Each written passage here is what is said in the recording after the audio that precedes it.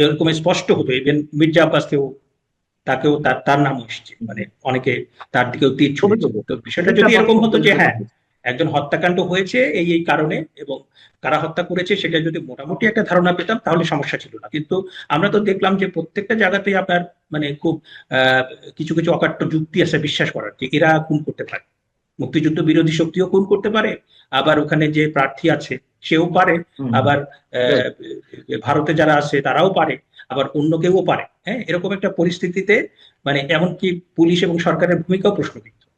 হ্যাঁ, এরকম একটা পরিস্থিতিতে তখন আপনার মানে তাদের নিজেদের যে দায় দায়িত্ব সেটা অন্যের উপর চাপানোর জন্য কিংবা আপনার অ্যাটেনশনটা ডাইভার্ট করার জন্য আনিস আলমগীর ভাইকে বলি হতে 2001 সালের পর থেকে কিন্তু এই উচ্চ আদালত কিন্তু আস্তে আস্তে আপনার দুর্বল হতে থাকে।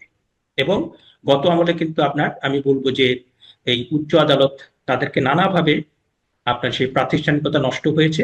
এবং এই আমলে এসে সেটা একদম মানে কফিনে পেরেক ঠুকে দেওয়ার মতো। কারণ একজন হাইকোর্ট ডিভিশনের জাজ একজন ব্যক্তিকে বেআইনি ভাবে মানে মিথ্যা মামলা দিয়ে তাকে দিনের পর দিন আটক করে রাখা হচ্ছে। তার জামিন যখন তিনি দিলেন তখন আপনার প্রধান বিচারপতি তাকে শোকজ করে দিলেন কিংবা তাকে ইয়ে করলেন যে আপনি কেন এই জামিনটা দিলেন। এটা তো দিস ইজ নট দি মানে টাস্ক অফ এ মানে চিফ জাস্টিস তো এটা করতে পারেন না। কারণ চিফ জাস্টিস এবং উচ্চ আদালতের কাজ হচ্ছে মানবাধিকার, নাগরিকদের অধিকারকে সমুন্নত রাখা। এবং আপনার বাংলাদেশ কনস্টিটিউশনকে বলা হয়েছে supreme court is the guardian of the constitution. তার মানে হচ্ছে এখানে যদি সরকার কোনো অন্যায় করে, এখানে যদি মানে সরকার কিংবা বেসরকারি প্রতিষ্ঠান কিংবা ব্যক্তি সন্ত্রাসী মানে কোনো নাগরিককে হুমকি তৈরি করে, নাগরিকের জন্য কোনো অন্যায় তৈরি করে, সেটার প্রতিকার করবে উচ্চ আদালত।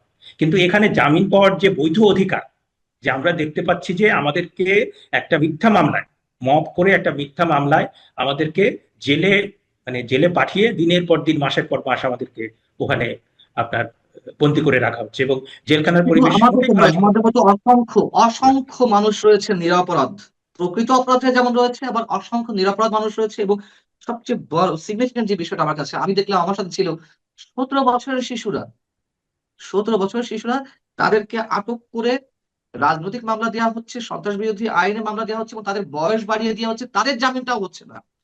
লোয়ার কোর্টে তাদের আইডি কার্ড শো করা হচ্ছে, বয়সের সার্টিফিকেট শো করা হচ্ছে, জন্ম সনদ, নিবন্ধন সনদ শো করা হচ্ছে, তারপরও তাদের জামিন মিলছে না। মানে আমরা আছি কোথায়, আমরা কোন দিকে যাচ্ছি, শুধু এই উত্তরটা নিয়ে আমরা শেষ করবো অধ্যাপক শেখ হাফিজুর রহমান কার্জন।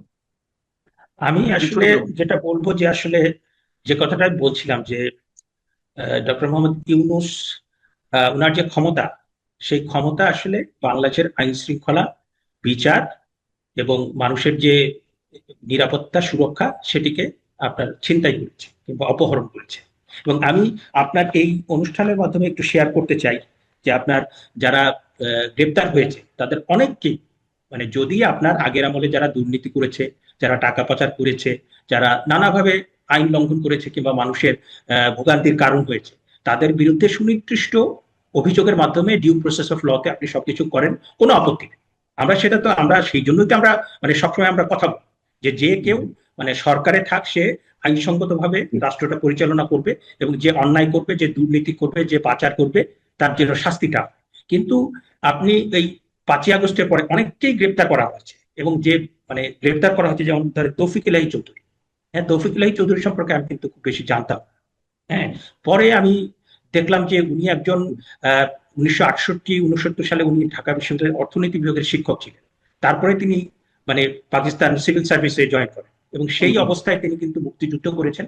এবং মুক্তিযুদ্ধ যখন করেছেন তখন কিন্তু ওই অস্ত্র হাতে যুদ্ধ করেছেন। তিনি কিন্তু একদম মানে সশস্ত্র মুক্তিযোদ্ধা ছিলেন। পরবর্তীতে তিনি হার্ভার্ড থেকে পিএইচডি করেছেন।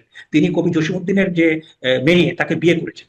এরকম একটা লোক, হ্যাঁ, তার যদি কোনো মামলা থাকে আপনি তাকে দেন, আপনি তাকে বিচার করেন। কিন্তু এরকম 80 বছরের একটা লোক, তাকে আপনি আজকে 15 মাস হয়ে গেছে, আপনি তাকে কোনো জামিন দিচ্ছেন না। এবং এই লোকটা আপনি তাকে কি মামলা দিয়েছেন? আপনি তাকে মামলা দিয়েছেন তিনি কেন মানে সাবেক প্রধানমন্ত্রীকে নিবৃত্ত করার চেষ্টা করেন, মানে এরকম হাস্যকর সব মামলা দিয়েছেন। এবং আপনি দেখেন যে আসাদুজ্জামান নূর হচ্ছে বাংলাদেশের একজন মানে লেজেন্ডারি অ্যাক্টর। মানে এরকম একজন মানে মানে কি বলে যে এরকম একটা অভিনেতা আমরা কয় দশকের পর দশক চলে এগুলো কিন্তু আমরা পাবো না। এবং উনি যে একজন সজ্জন ব্যক্তি, এবং তাকে মামলা দিয়েছে হত্যা মামলা, এবং তিনি 80 বছর বয়স এখন, তিনি সেই 14 মাস 15 মাস ধরে সেখানে আপনার পড়ে আছেন। তারপরে আপনি ধরেন প্রফেসর আবুল বাকার, তাকে কেন ইয়ে করা হলো? আমি আরেকজনের কথা বলতে চাই যে আপনার ব্যারিস্টার মেহেদী, আমার বয়সী, এবং তিনি ছিলেন সাবেক এডিশনাল অ্যাটর্নি জেনারেল। তাকে মামলা দেওয়া হয়েছে যাত্রাবাড়িতে আপনার একটা হত্যা মামলা, এবং সেখানে তার নামও নাই। এবং তার যেটা হয়েছে যে অন্যান্য মানে কয়েকজনের নাম দেওয়ার পরে অন্যান্য 300 জন তার ভিতরে তাকে ঢুকিয়ে দিয়েছে।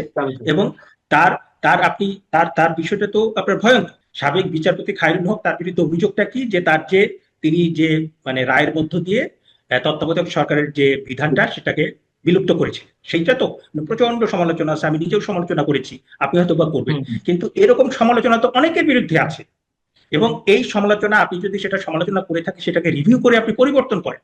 কিন্তু সেই জন্য একজন বিচারককে হাতে শিকল দিয়ে, হাতে হাত পড়া পরিয়ে আপনি যখন তাকে জেলে নিয়ে গেলেন, পুরো বিচার বিভাগের আপনার হাতেই তো হাত পড়া পড়ে গেল।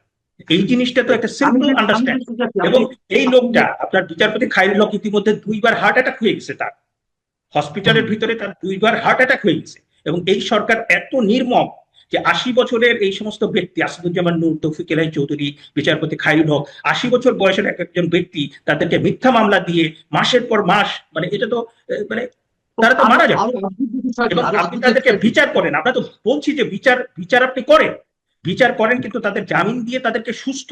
এবং আপনি জানেন নুরুল মজিদ হুমায়ুন থেকে যে মারা গিয়েছেন, সেটা মারা গিয়েছেন চিকিৎসা না দেওয়ার কারণে।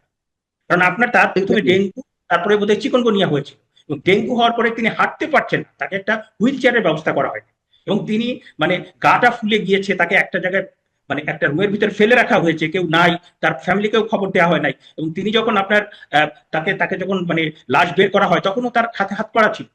এটা কোন সরকার, কোন দেশ, কোন ইয়ে?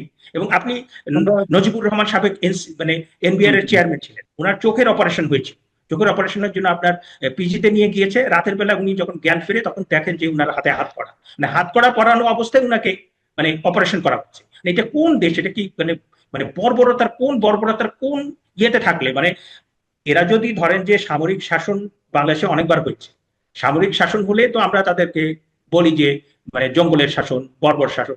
তো এরা হচ্ছে নোবেল লরিয়েট, এবং এরা কথায় কথায় হিউম্যান রাইটস, কথায় কথায় ইউনাইটেড নেশনস, কথায় কথায় হিউম্যান রাইটস কমিশন, মানে পৃথিবীর সবচেয়ে বড় স্ট্যান্ডার্ড এদের। অথচ এদের সময় আইন শৃঙ্খলা নাই, এদের সময় মানবাধিকার নাই, এদের সময় কোনো চিকিৎসা নাই, কোনো কিছু নাই। মানে মানুষ, আপনি আগের আমাদের অনেক কিছু বলছেন। দেখছি আমরা শেষ করবো। অধিবক্তা শেখ হাফিজুর রহমান কার্জন, অনেক কথা জমে রয়েছে, অনেক অভিজ্ঞতা আমরা সঞ্চয় করে এসেছি, নিশ্চয়ই আমরা কথা বলবো। আজকে এই পর্যন্ত। আপনার সুস্বাস্থ্য কামনা করছি, নিরাপত্তা কামনা করছি, এবং যারা আপনার জন্য আমাদের জন্য প্রার্থনা করেছেন, মুক্তি দাবি করেছেন, তাদের প্রতি অবশ্যই আমাদের শুভকামনা।